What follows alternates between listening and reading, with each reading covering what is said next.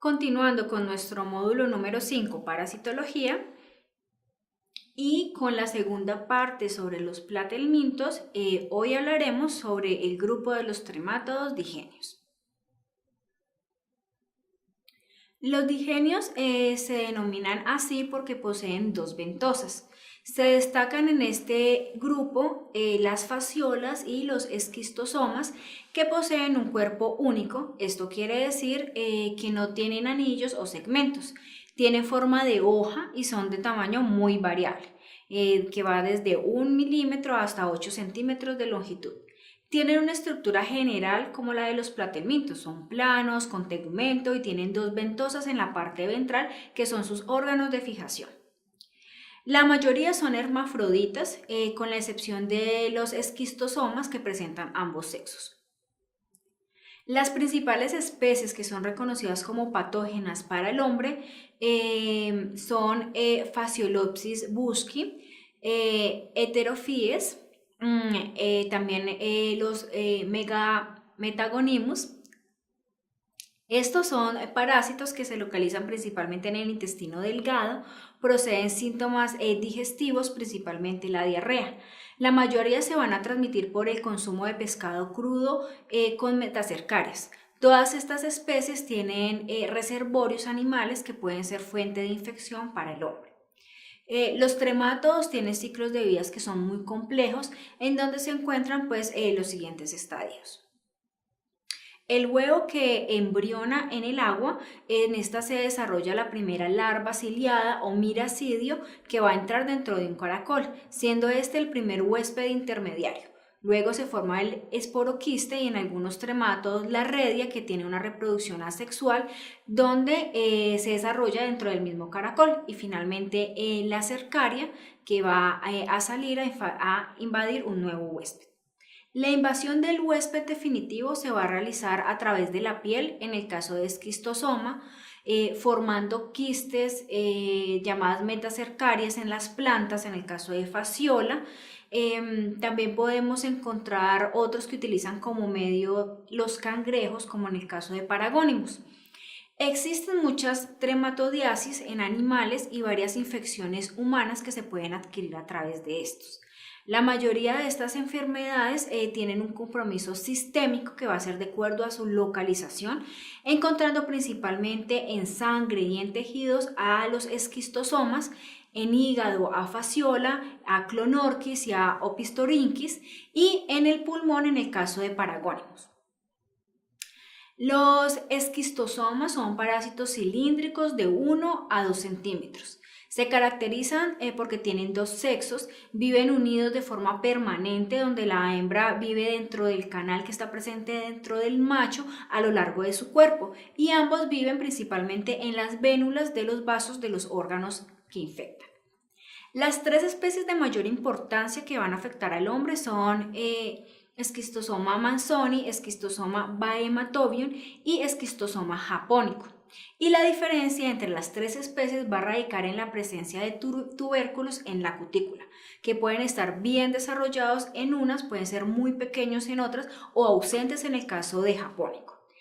Es importante tener en cuenta que los huevos son diferentes en cada una de las especies que afectan al hombre. En la mayoría se puede observar un huevo de Schistosoma manzoni, el cual puede estar presente una espina lateral, como podemos ver en el panel B. También se puede observar un huevo de Schistosoma haematobium, el cual puede presentar una espina terminal, y en el caso de Schistosoma japonicum, en el cual no hay presencia visible de la espina. Según la Organización Mundial de la Salud, en el mundo existen alrededor de 200 millones de personas que pueden estar infectadas con alguna de estas especies, de las cuales el 85% vive en África. Aproximadamente 700 millones de ellas viven en zonas endémicas de alrededor de 74 países, siendo la especie Schistosoma manzoni el que se presenta con mayor frecuencia en Medio Oriente, Brasil y Venezuela.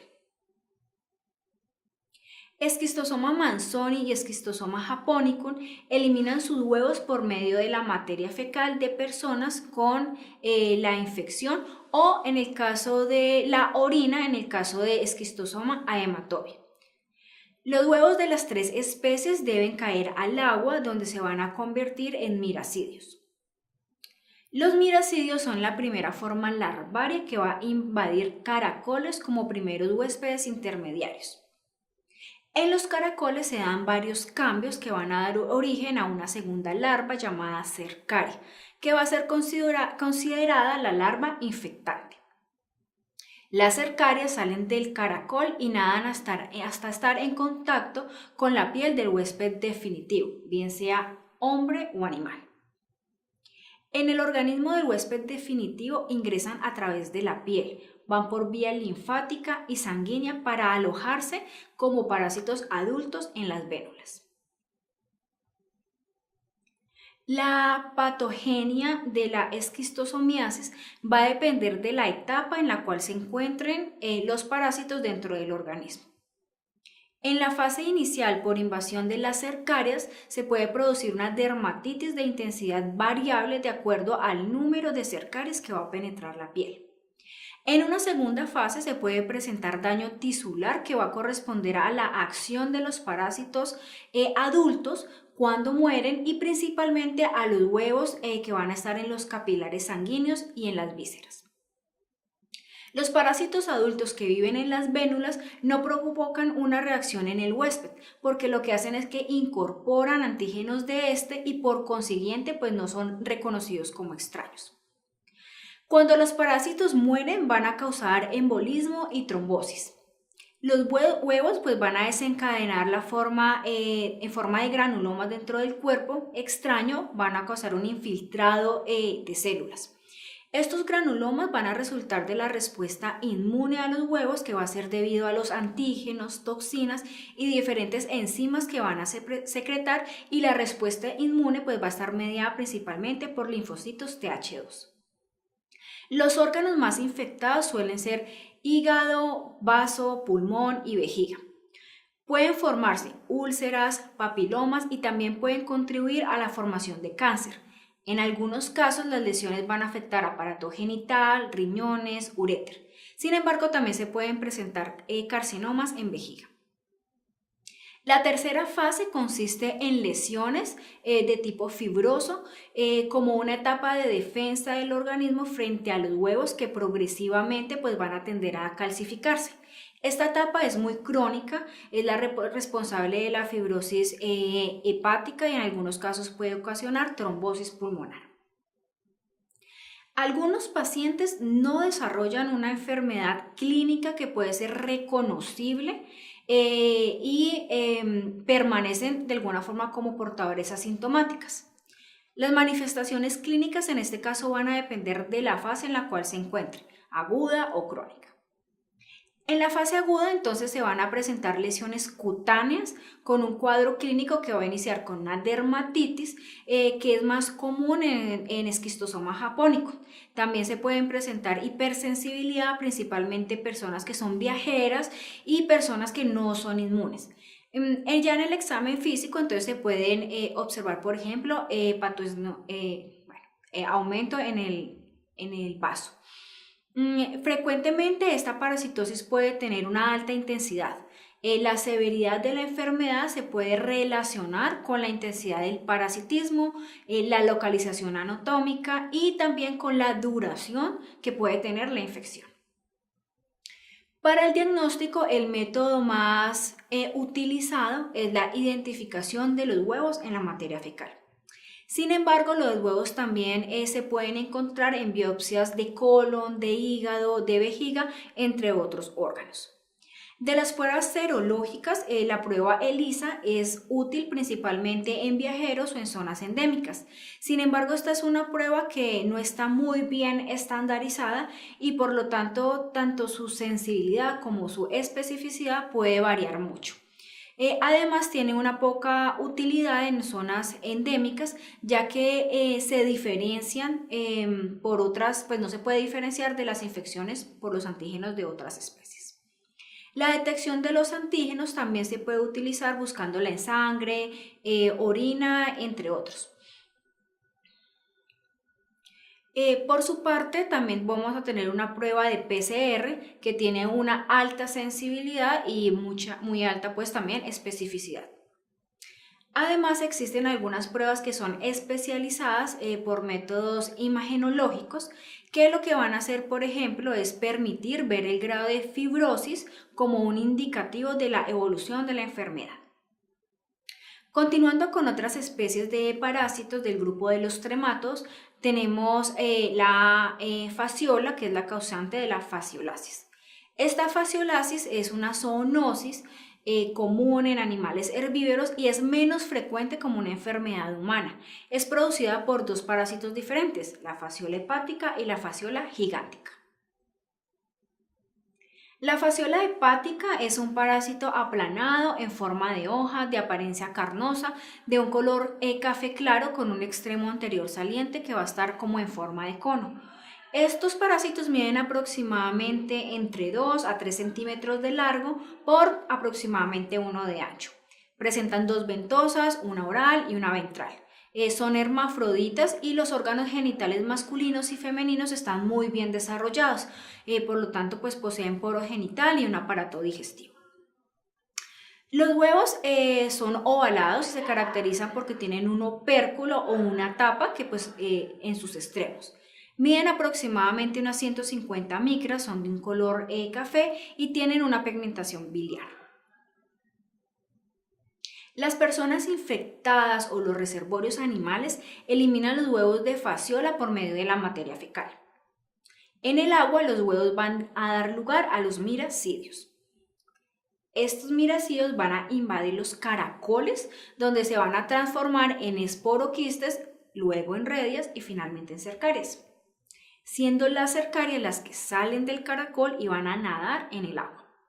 Estas cercarias en el agua se van a enquistar o se van a adherir a las plantas acuáticas y el ganado, al consumir estas plantas que van a estar contaminadas, pues terminan infectándose. En el caso del hombre, pues también se pueden infectar por fasciola hepática al comer plantas acuáticas que pueden tener ese tipo de contaminación, dando lugar a las metacercarias y finalmente a parásitos adultos. La patología y patogenia se puede dividir en 3 etapas, de acuerdo a la localización en la cual se encuentran los parásitos. La primera va a corresponder a la invasión con las lesiones que se pueden dar a nivel de intestino, peritoneo e hígado, en las cuales se puede producir una inflamación y pequeños abscesos con eosinófilos. La segunda fase, latente, ocurre con la llegada y el crecimiento de los parásitos jóvenes, principalmente en el hígado, la cual puede durar de meses a años y puede pasar clínicamente desapercibida. Y una tercera parte, que es la obstructiva, que va a corresponder al establecimiento de los parásitos en los conductos biliares intrahepáticos. En ellos pues se va a presentar inflamación, abscesos, hepatomegalia y pues finalmente la fibrosis. Para el diagnóstico, entonces, se hace principalmente por el hallazgo de los huevos que pueden estar en bilis o en la materia fecal, aunque en muchas ocasiones el diagnóstico se puede hacer al observar los parásitos después de una cirugía que se relaciona pues con un diagnóstico clínico que puede ser diferente a la parasitosis. Los estudios imagenológicos también pueden ser de gran ayuda junto con las pruebas de ELISA al detectar anticuerpos, aunque también es posible buscar antígenos del parásito. Y por último, pues vamos a aprender sobre Paragonimus. Esta parasitosis es producida por un tremato del género Paragonimus, del cual se han descrito aproximadamente 50 especies, de las cuales solamente 10 parasitan al hombre. El más común de los Paragonimus es Paragonimus westermani, que predomina principalmente en Asia. También tenemos Paragonimus peruvianus, que se encuentra en América del Sur, principalmente en el Ecuador. Sin embargo, en Colombia hay muy pocos casos que han sido reportados, pero se reconoce un foco localizado entre Antioquia y Córdoba en la comunidad embera, en donde se ha descrito la especie Paragonimus emberae. Además, se han informado casos en los llanos orientales y la Amazonía, pero la especie todavía no ha sido identificada. Estos son parásitos carnosos, son muy móviles, de color rojizo y de una forma ovalada casi esférica. Miden entre 1 a 2 centímetros y el diámetro pues no es mayor a 0,0 centímetros de ancho. Están cubiertos por pequeñas espinas que forman una especie como de escamas en el parásito. Los huevos son operculados, miden aproximadamente 80 micras y son de color café.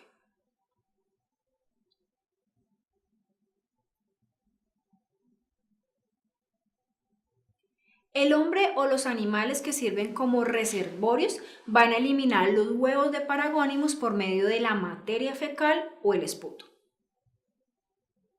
En el agua, los huevos van a dar origen a los miracidios. Estos miracidios en el agua van a infectar a los caracoles como primeros huéspedes intermediarios. En el caracol, estos van a formar las cercarias que van a salir del caracol y van a formar las larvas móviles. Las cercarias dentro del agua van a invadir diferentes especies de crustáceos, principalmente cangrejos de agua dulce, donde se van a enquistar formando las metacercarias, que son considerados los estadios infectivos. El hombre se infecta entonces al consumir los crustáceos crudos que han sido parasitados con las metacercarias.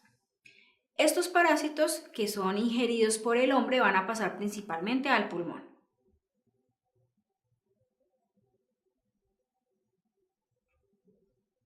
La patología inicial se debe al paso de los parásitos inmaduros por los tejidos en los cuales se van a producir abscesos y pequeñas hemorragias.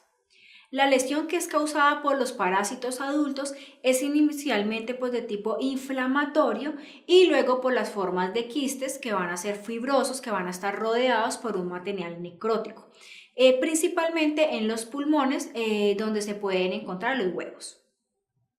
Estos huevos o las larvas que son inmaduras pueden llegar a lugares ectópicos en donde se van a producir los quistes, abscesos o granulomas. Los sitios pues, que son más afectados son el cerebro, el abdomen y a veces el tejido subcutáneo. La mayoría de los casos de Paragonimus son asintomáticos y la presencia de síntomas va a depender principalmente de la intensidad de la infección y de los órganos que van a estar afectados. Tiene esta enfermedad un periodo de incubación entre 2 a 20 días y las manifestaciones clínicas son principalmente pulmonares con tos, expectoración y sintomatología que puede ser similar a la tuberculosis. Las manifestaciones cerebrales se presentan en menos del 1% de los casos asintomáticos y los síntomas son meningitis, encefalitis y síntomas que van a estar derivados principalmente de la lesión. Cuando se presenta la invasión intraabdominal puede afectar pared intestinal, mesenterio, hígado, vaso y riñón, lo cual va a producir dolor abdominal, algunas masas palpables y síntomas que van a ser pues dependiendo del órgano que está afectado. Y finalmente tenemos la forma subcutánea, la cual presenta tumoraciones, migraciones que pueden ser indoloras, principalmente en la pared abdominal y en algunos casos en la ingle. El diagnóstico de Paragonimus se hace por la observación de los huevos en la materia de expectoración o también en la materia fecal. También se pueden utilizar pruebas de PCR, reacciones serológicas y también la detección de los antígenos. Y los procedimientos también imaginológicos pueden contribuir al diagnóstico, como en el caso de la radiografía simple.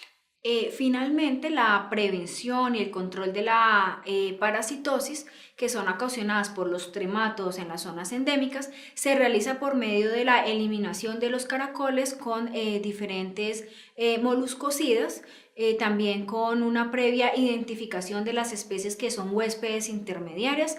En algunos de estos casos se usan también tratamientos en masa que son utilizados, como en el caso del praziquantel, en el caso de esquistosoma, y pues otros medicamentos. Bueno, hasta aquí nuestro video sobre los tremátodos. Nos vemos en nuestra próxima ocasión donde pues hablaremos sobre los nemátodos.